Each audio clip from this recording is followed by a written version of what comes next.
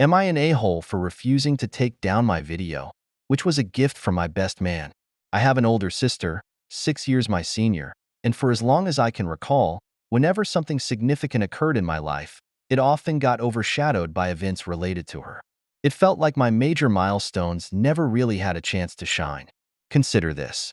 Envision being incredibly excited for your basketball game, where you might be starting for the first time or making a game-winning shot. You glance into the stands, hoping to see your parents cheering you on, but instead, you receive a last-minute text saying, "Sorry, we can't make it. Your sister isn't feeling up to going out today."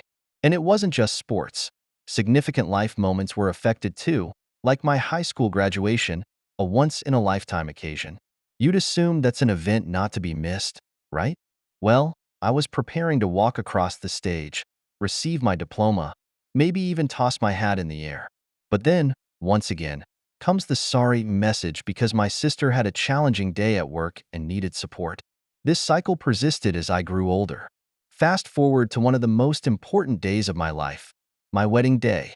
I had met the most amazing person, and we decided to get married. Knowing my family history, I was pretty anxious about my sister possibly causing a scene or something that would prevent my parents from attending. I talked to my parents about this fear multiple times leading up to the wedding. My mom, probably trying to keep things smooth, reassured me repeatedly, "Don't worry, we wouldn't miss it for the world. Nothing will go wrong this time." But guess what? History has a funny way of repeating itself. On the morning of my wedding, instead of waking up to a day filled with joy, I woke up to a voicemail from my mom. She was apologizing because yet again they couldn't make it. This time, the reason was that my sister's dog was sick, and she was too upset for them to leave her alone. You can imagine how heartbroken I felt, missing my parents on one of the most significant days of my life. To top it all off, there was a bit of unexpected excitement due to a friend of mine who's known for his sense of humor and pranks. He thought it would be hilarious to play a little joke on my wedding day. Without telling me, he grabbed my phone, coordinated with my fiancée, and filmed our wedding ceremony and reception. His plan was to post this video online as a sort of live wedding gift. My fiancée thought it was a cute idea and went along with it. I only found out about this whole scheme when I returned home from the celebration. It was a whirlwind of a day filled with unexpected ups and downs. And while the video turned out to be a fun surprise that captured our special moments, the sting of my parents' absence lingered amidst the laughter and the cheers. Continuing the story from where we left off after the wedding, despite the no-shows and surprises, we headed off to our honeymoon. We chose a peaceful lakeside cabin, a place so secluded it didn't even have cell service. This meant we were completely off the grid, unaware of anything happening back home. While we were away, the prank video my friend made started making rounds online. He had put it together with a sweet caption that highlighted how awesome he is, even though his own parents often missed his big moments, similar to how my parents had missed mine. The video itself was a montage of still photos from the wedding, shots of us with my wife's parents, me having a blast on the dance floor, and scenes of us cutting the cake. Normally, you'd see both sets of parents in these kinds of pictures, but of course, mine were missing. The soundtrack for this montage was the voicemail from my mom explaining why they couldn't make it because my sister's dog was sick. It was a poignant contrast, the joy and celebration of the wedding day set against the backdrop of my mom's apologetic and somber message. When we returned from the honeymoon a week later, I was hit by a storm of reactions. My phone had blown up with hundreds of messages. Family members from both sides were urging me to take the video down. They told me my sister had been crying nonstop since the video went live, and that my mom was so upset she was refusing to leave the house, maybe for the whole year. This situation put me in a really tough spot. On one hand, the video was a humorous and lighthearted recap of our special day, meant to share our happiness and perhaps lightly rib the situation with my family. On the other hand, it had unintentionally caused a lot of pain and drama back home, affecting my sister and my mom deeply. Dealing with this fallout wasn't easy. I had to weigh the joy of my new marriage and the fun memories of our wedding day against the ongoing family drama that seemed to follow me even into this new chapter of my life. After returning from our honeymoon and settling into our new home with my wife, I finally checked my messages and saw all the pleas from my family to take down the wedding video. Despite the pressure, I chose to take some time before responding. I wanted to enjoy my early days of married life without getting pulled back into family drama. When I eventually got around to dealing with it, my dad reached out to me. He asked me to take the video down, explaining that the night of my wedding had just been a bad one for them, and he promised they'd make it up to us by meeting my wife since they hadn't made it to the wedding. I was really frustrated by this point. I asked him straight up, "How do you plan to make up for missing my wedding? It's a once-in-a-lifetime event." His response was just a vague promise to make it up to me. That wasn't enough for me. I felt like they had consistently ignored my feelings about the whole situation with my sister overshadowing my important moments. So I told him that I would only take down the video after he found a way to make up for missing my wedding. The conversation got heated, and we both ended up hanging up the phone to avoid saying things we might regret later. Looking back, I could have easily just deleted the video to avoid all this hassle. But at the moment, it felt important to stand up for myself. It was about more than just a video. It was about feeling acknowledged and valued by my family, something that had been missing for a long time now. For the top comments, 1. Not the a-hole. The truth hurts sometimes, and your parents and sister just got what they need. Your friend is awesome. Please leave the video up. This your friends manipulate their words. Your parents would have nothing to cry about if they hadn't done anything wrong. They skipped your wedding with one seriously pathetic excuse. Let them feel the effects of that. Your friend is the true MVP in this story. OP. Keep that video up until the end of time.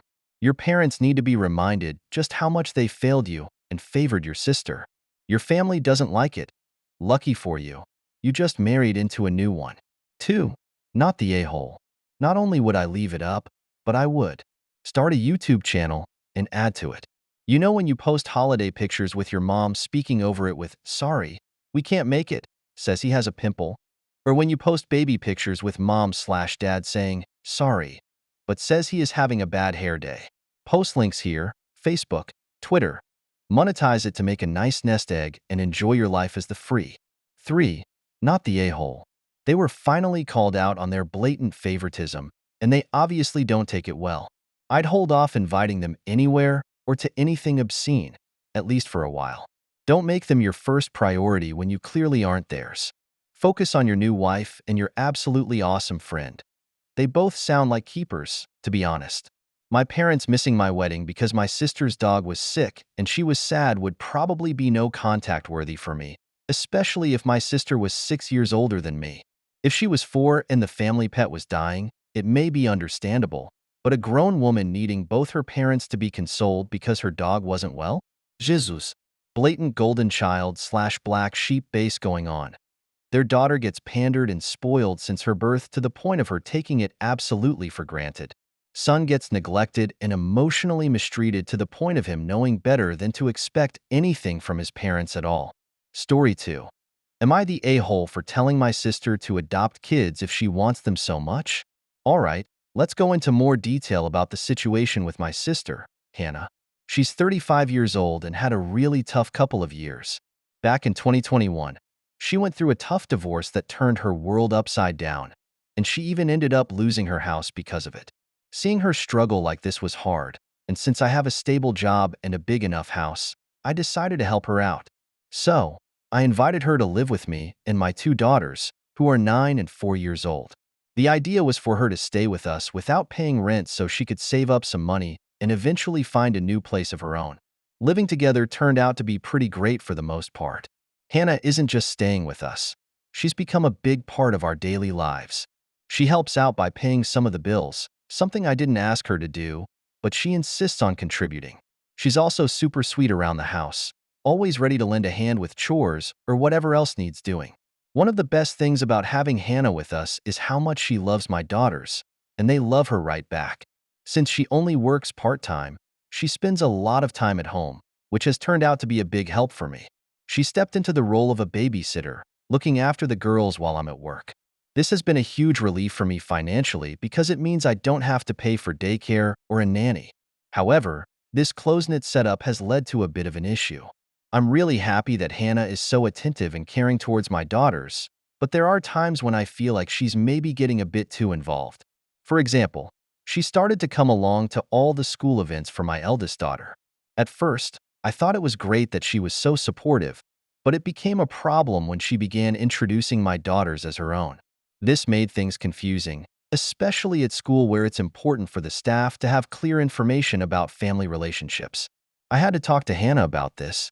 I explained to her that while I appreciate how much she cares and wants to be involved, it's important to make sure that everyone understands she is their aunt, not their mom. This is to prevent any misunderstandings with the teachers and other parents, which could complicate things for my daughters. After our initial talk, things seemed to improve for a while. But then I encountered a new problem that took me by surprise. I found out from my new neighbors that they were under the impression that Hannah, my sister, was actually the mother of my kids. I was totally taken aback by this news, and then something even more upsetting happened. My youngest daughter, right in front of me, called Hannah Mom. I needed to understand what was happening, so I asked my daughter about it. Hannah tried to brush it off by saying that it's common for toddlers to randomly call women mama or men dada. But I knew something was off because my daughter has never called anyone else mommy before. Later, while I was sitting down with my older daughter to help her with her homework, she opened up to me. She told me that her younger sister only called Hannah mommy because Hannah had asked them to do so when they were out in public. My older daughter was afraid to tell me this because she thought Hannah would get angry. Hearing this made me really upset. I confronted Hannah right away about what my older daughter had told me. Hannah's response was that I should be happy because she treats them well enough for them to see her as a second mother. This really frustrated me because it wasn't just about treating them well, it was about overstepping boundaries that shouldn't be crossed, especially without my consent. It's one thing to be a loving aunt, but it's another to encourage my children to call her mom and confuse their understanding of our family roles. This situation needed to be addressed to ensure that the boundaries were clear and respected moving forward. The situation escalated further during our conversation. Hannah argued that the girls were happy to have her as a second mom and that she simply loves kids. This comment, while perhaps meant to reassure, actually made me even more upset because it seemed to undermine my role as their actual mother. Caught up in the heat of the moment, I ended up saying something harsh. I told her that if she wanted children so much, she should consider adopting her own. This comment was particularly cutting because Hannah is unable to have children, a fact that was a painful part of her recent divorce. After our argument, I started receiving calls and messages from other family members. They were upset with me for what I said to Hannah, calling it cruel. I can't help but feel conflicted. On one hand, I understand their point and regret that my words may have hurt Hannah deeply. On the other hand, I felt it was important to express the seriousness of the situation and the impact of her actions on my children and me. This has left me in a tough spot. While I do acknowledge that my comment was hurtful and perhaps too severe, it also came from a place of frustration and a need to protect the boundaries of my relationship with my daughters moving forward. It's clear that Hannah and I need to have a more thorough conversation about our expectations and roles within the family. It's crucial for us to find a way to address these issues while maintaining respect and understanding for each other's feelings and limitations. Am I the a-hole now? For the top comments, 1. Not the a-hole. I've said it before on this sub, and I'll say it again. A family member on my boyfriend's side was like this with our daughter. The end result. She called the cops on me and tried to have my daughter removed and given to her. Nip it in the bud now because our town is acting very weird. 2. Not the a-hole. For reasons like this, though she isn't a grandparent, if you end up kicking her out, the closer your sister is to them, she could end up trying to file some demand for visitation, like a grandparent's right suit. She has crossed a line and clearly thinks she has done absolutely nothing wrong. Get her out before she gets in messed up enough that a court thinks it is in the best interest of the children for her to have access to them. 3. Not the a-hole, and kick her out.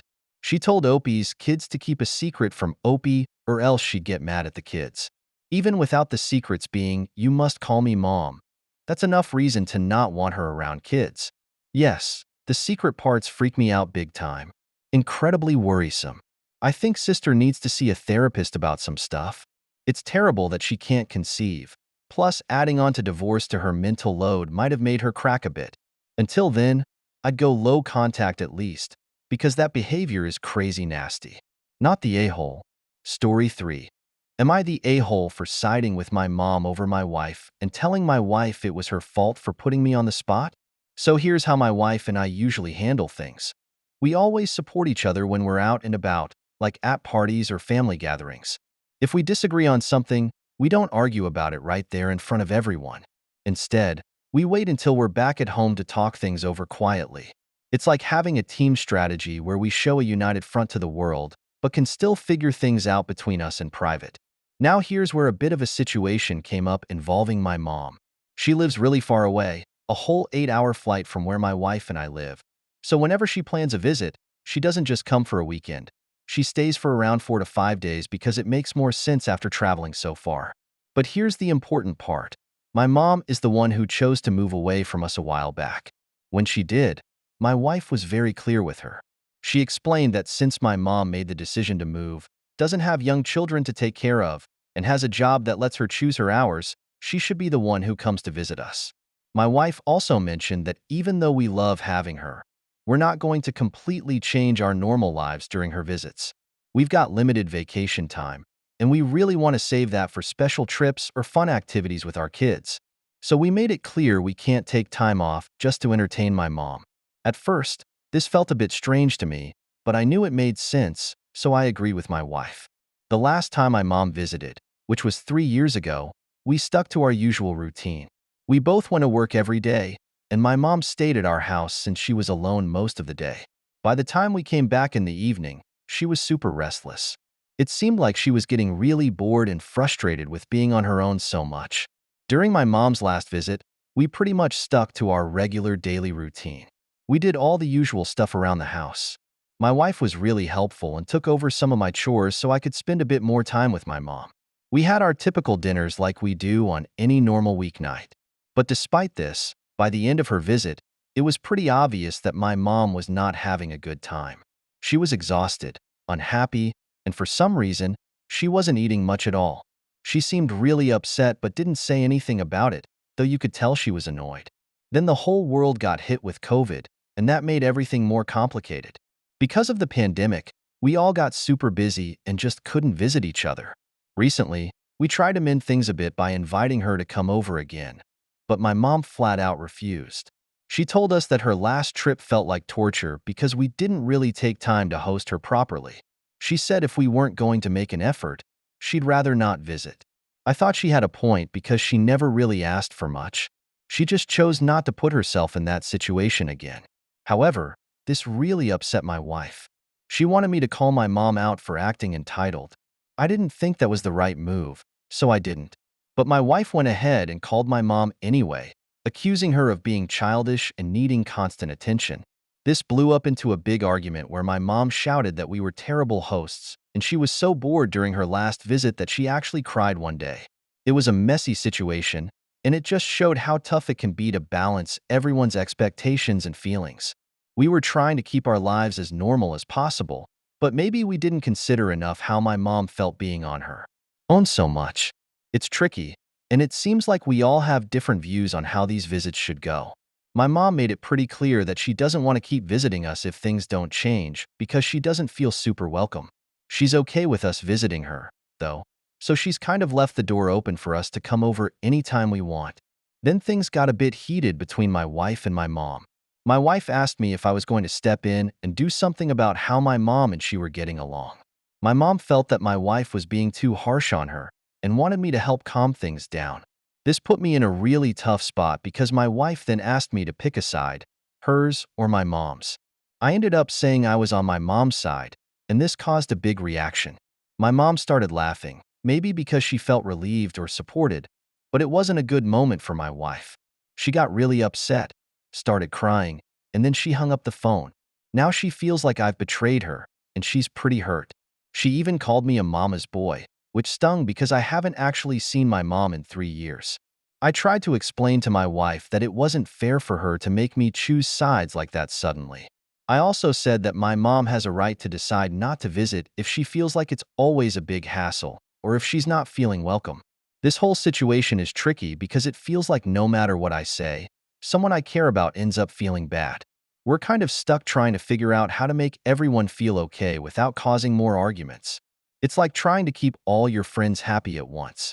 Someone always ends up feeling left out or upset, and it's really hard to make it right again.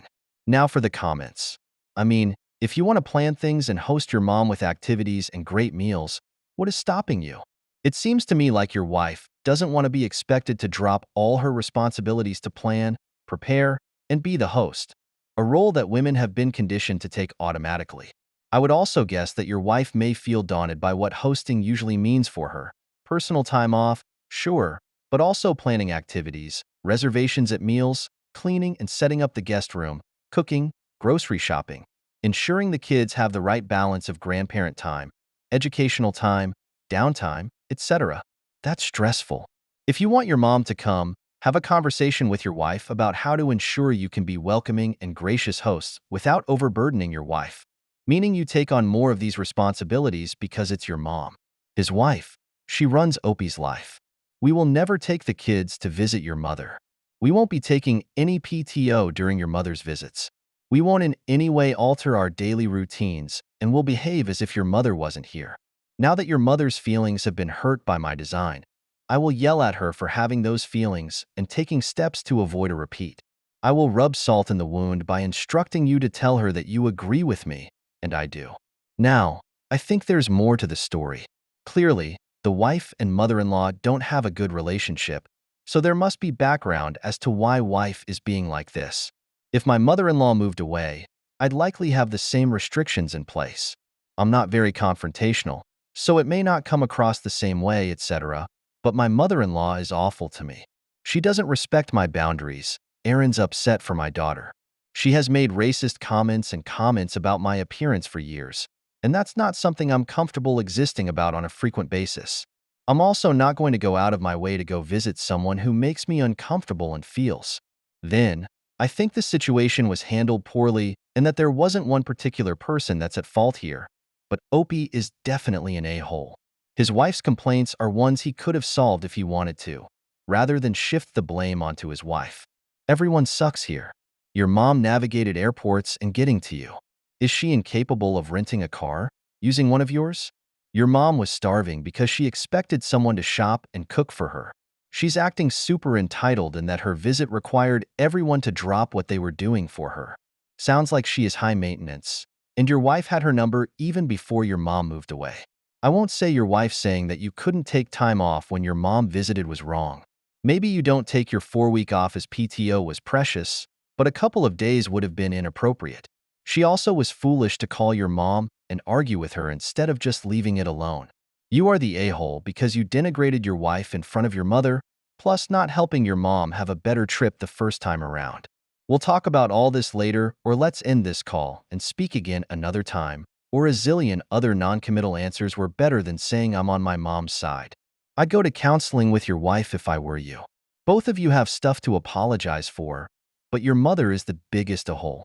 She's driving a wedge in, and she knows it, and you fell for it. Last story. Am I the a-hole for being strict with one daughter and lenient with the other? I'm a female and a mother to 2 wonderful girls, so my daughters, CLA and Lucy, who are like 2 sides of a coin, each unique in their own ways. I'll call them CLA, who is 16, and Lucy, who is 15, just to keep things private. I care about them both a lot, but I don't treat them the same because they like different things and are good at different stuff. Claire, for example, struggles with schoolwork. She often gets low grades and finds it hard to stay focused. At first, we thought maybe she had ADHD, but it turned out that school just isn't her thing. That's totally okay. Not everyone is made for academic stuff. Lucy, on the other hand, is a star in school. She's always at the top of her class, pulling in perfect grades and a 4.0 GPA. Because she's doing so well, we've decided to do things a bit differently with her. We think she might end up going to a top university, so we're helping her make the most of her talents. For Lucy, that means lots of extra learning. We signed her up for a special math and robotics camp and even have her start on homework for next year to keep her ahead. She's also involved in lots of activities outside school and competes in academic competitions. Since her schedule is so packed, we let her have more time on the computer to study and do her schoolwork. Claire has different plans. She's thinking about going to a trade school instead of university, which fits better with what she's interested in. We support her choice and let her spend more time hanging out with her friends, giving her the freedom to enjoy her teen years in her own way. So while it might seem like we're treating them differently, it's all about helping each of them in the best way possible according to what they need and what they're good at. We live in the Bay Area, so it is very competitive to go to university here, which is why we are pushing her so much. We know she will thank us later in life that we have given her a good environment to encourage her intellect. The problem is that Lucy and I got into a fight where she asked me why CLA is allowed to go out and do academic things, and I replied that the reason is because they don't have the same ambitions. Lucy got mad and told me I was favoring CLA over her, to which I replied that was not true. Truth be told, I love both of them equally. I want the best for both of them, but realistically, if Lucy doesn't spend her time preparing college apps, doing extracurriculars, and using her intellect, she's wasting it. While CLA doesn't need to spend as much time on her future as there is much less uncertainty. I feel bad, and while I know I'm doing the right thing at a core, I feel like there might be something wrong with the way we have approached Lucy's education. Am I the a-hole? Edit. People are accusing me of abandoning CLA. CLA knows and agrees with this arrangement as I have looked into options for community college or trade school with her. Her GPA is not good enough for any university, and she knows it. I'm in no way insulting her. She is very much aware of her situation. She's very pragmatic and responsible. Now for the comments. No, giving up on one daughter while micromanaging and pushing another is not treating them fairly. It is fine to treat your children differently as long as you treat them fairly, but you are not doing that. You're home putting all your expectations in one child while giving up on the other is terrible parenting. Opie. I was ready to say not the a-hole if you were pushing CLA to try and achieve more, but you already home a major one at that. Lucy's doing well in school, but you putting extra rates of academic responsibilities on her is going to result in her rebelling. It's preferable to grant her some liberties, engage in a conversation with her, and delve into her academic aspirations. If her aspirations involve attending a prestigious university such as Harvard, then it's appropriate to advise her that she will need to prioritize her schoolwork. However, if her goal is to attend a different university, regardless of the workload it entails, inquire if she is willing to invest the effort at this moment. Lucy should be involved in this discussion, including how much time she is allocating to her schoolwork. Otherwise, she may fail to grasp its importance fully, leading to a loss of motivation and making her intellect feel like a burden rather than a blessing. Universities also value individuals with life experience, as a focus solely on academics and extracurricular activities doesn't always yield the desired outcomes. Additionally, it's crucial not to overlook her mental health concerns.